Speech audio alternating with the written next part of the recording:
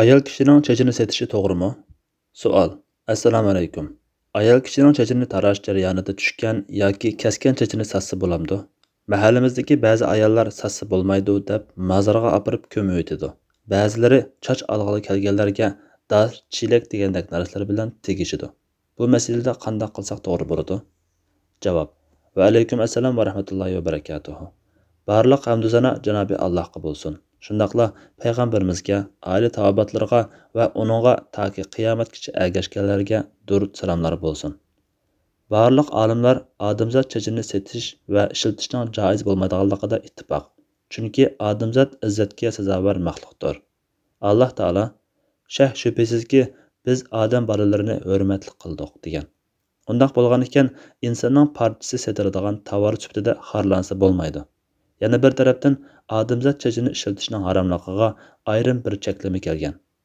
Abu Hurayra radhiyallohu anhu rivoyat qiladi-ki, Rasululloh sallallohu alayhi vasallam bundoq degan: Alloh choch ulab qo'yg'uchi va ulatquchi ayollarga, gul chekkuchi va chektirguchi ayollarga la'nat qilgan. Abu Bakr radhiyallohu anhuning qizi Asma radhiyallohu anhu bundoq degan: Rasululloh sallallohu alayhi vasallam choch ulab qo'yg'uchi va ulatquchi ayollarga la'nat qilgan. Chochni ulab foydalanmaslik, o'lgan taqdirda la'natga uchrash bo'lsa, uningdan foydalanmaslik uni setishga bo'lmaydiganligini bildirdi. Yana bir hadisda buni saxtliq deb izohlagan. Chunki chochni setish va setib olish choch ulash va kiyim choch yasash uchun bo'ladi. Said ibn Musayyab rivoyat qilib bundoq deydi: Muaviya ibn Abu Sufyan radhiyallohu anhuma Madinaga oxirgi qatim kelganida bizga xutba so'zildi. U bir o'rim chochni elib ko'rsatib turib bundoq dedi: Men Yahudilardan boshqalarni bundoq ishni qilar deb qaramaydim. Rasululloh sallallohu alayhi vasallam bundoq ishni choch ulashni saxtliq deb atagan. Yana bir rivoyatda Muaviya radhiyallohu anhu: Ey Madina xalqi, sizlarning olimlaringlar qayerga ketdi? Men payg'ambar sallallohu alayhi vasallamning choch silishni man'iy qilganligini va Isroil avlodi ularning ayollarining yolg'on choch solganligi sababidan halok bo'lgan deganligini anglagan edim degan. Kasallik sababidan choch tushib ketgan ahvoldami choch ulashga, kiyim choch kiyishga ruxsat qilinmagan. Abu Bakr radhiyallohu anhuning qizi Asma radhiyallohu anha so'zlab berdiki, bir ayol Rasululloh sallallohu alayhi vasallamning yoniga kelib, "Men qizimni nikohlab qo'ygan edim. Keyin uningga kasal tegib chochlari tushib ketdi. Eri meni uni tezroq yo'tkab olib qo'yishga oldirtibdi. Shunga men uningga choch ulab qo'ysam bo'lamdi" dedi. Rasululloh sallallohu alayhi vasallam choch ulab qo'yg'uchi va ulatquchi ayollarga la'nat qildi. Aisha radhiyallohu anha rivoyat qiladi-ki, ansarlardan bir qizchaq yotliq bo'lgan edi. U og'rib qolib, chechi tushib ketdi. Shuning bilan oilasi uningga choch ulab qo'ymoqchi bo'lib, Rasululloh sallallohu alayhi vasallamdan so'rashgan edi. Rasululloh: Alloh choch ulab qo'yg'uchi va ulatquchi ayollarga la'nat qilgan dedi. Lekin chochni kiyimi choch va choch ulashga ishlatishning haromligi ariga tegish va erini qo'llash qatorliq ahvollarga xos bo'lmasdan, balki umumyuzlik saxtlikqa qarata cheklamadir.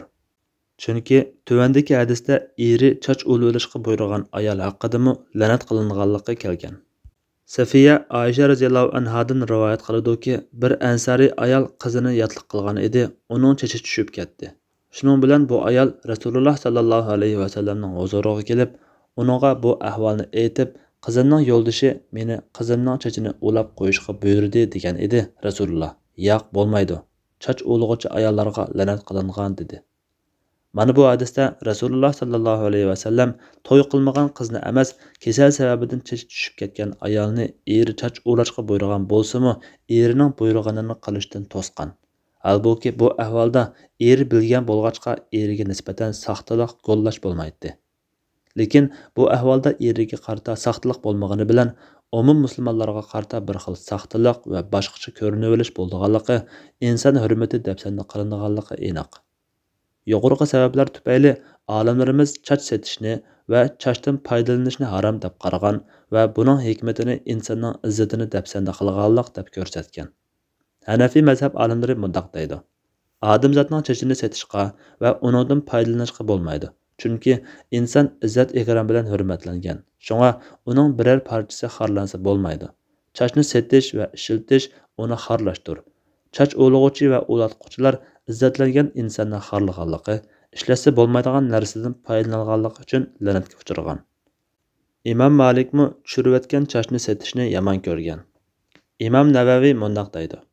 İmamlarimiz deydiki, er bo'lsin yoki ayol bo'lsin, mahrami bo'lsin yoki eri yoki yatlarning bo'lsin, odamzodning chechini urib oldi ekan, bu hammalarning qarshida haromdir. Chunki chach o'lig'uchi va o'latquchiga la'nat qilgan sahih hadislar buni umumyuzlik cheklagan. Uning ustiga odamzod chechi va boshqa barliq parchalardan foydalanish odamzodning izzatiga taqishadigan bo'lg'achqa harom bo'ladi. İmam Yahudi mundoq deydi. Odamzodning hurmati bo'lg'achqa chechini ishlatishga bo'lmaydi. Yuqorida bu vaqtga kelgan dalillarni va ulamolarimizning qarashlarini bayon qilib o'tdik. Xulosalaydigan bo'lsak, odamzod chechini setish va ishiltish harom.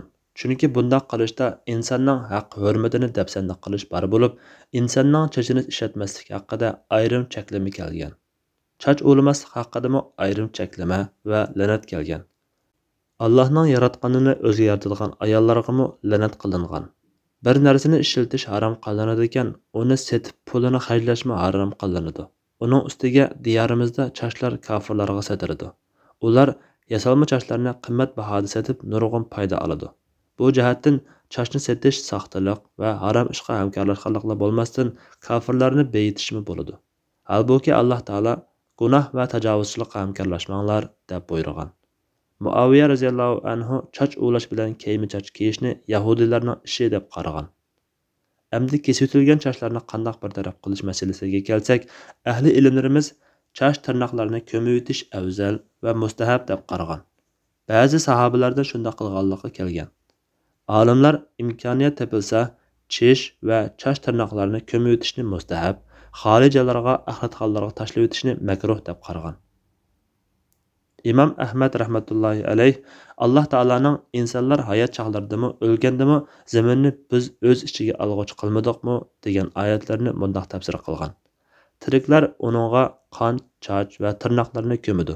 Yana uningga o'liklaringlarni dafn qilasizlar. İmam Navaviy bundoq deydi. Tirik odamdan ajragan chach va tirnoq qatorliqlarni ko'maytirish mustahab bo'ladi. Shundaqla oldirgan qonlarni ko'maytiradi. İbn Jurayj Rasululloh sallallohu alayhi va sallamning qonni ko'maytirishga buyurganligini rivoyat qilgan. Muhanna mundoq dedi. Men İmam Ahmad ibn Hanbaldan bir kishi chach tirnoqlarini olganda uni ko'maytamdu yoki tashlab o'tamdu deb so'rasam, u ko'maytadi dedi. Bu vaqtda o'zlariga biror ko'rsatma yetdimi deb so'rasam, u İbn Umar radhiyallohu anhuma ko'maytadi dedi. Demak, inson badanidan chiqqan narsalarni ko'maytirish insonni izzatlash, muhit bulg'anishning, kasal tarqalishning va cheklangan sohalarda ishlatilmaslikning oldini olish uchundir. Hozirgi binolashgan shahar sharoitida chach tirnoqlarini ko'mish imkoniyati bo'lmasa, axlatga tashlabasa bo'ladi. Tahtaviy mundoq degan. Olgan tirnoqlarini tushirgan chachlarni ko'maytirishi kerak. Tashlabasimi mayli.